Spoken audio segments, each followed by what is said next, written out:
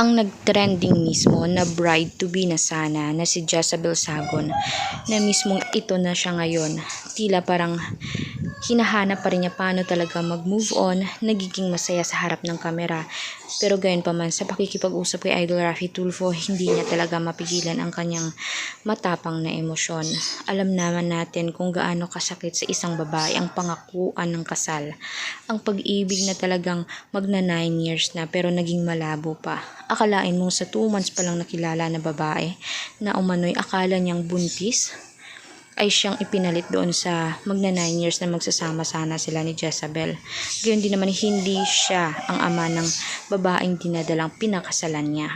Naging ama siya sa isang mismong taksil, sa isang mismong hindi naman niya anak, hindi niya pamilya.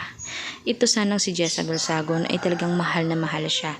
Gayon naman naniniwala mismo ang mga netizen, maging ang mga taong pumapalibot sa kanya na ang karma ay babalik din sa lalaki.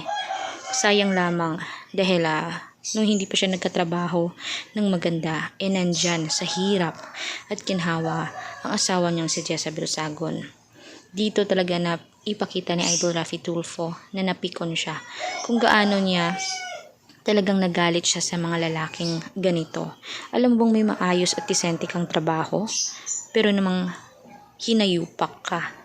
Hindi mo man lang binigyan ng importansya ang babae.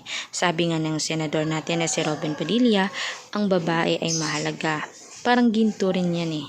Sila yung naging ina para sa ating mga anak. At alam naman natin kung gaano sila nagsakripisyo.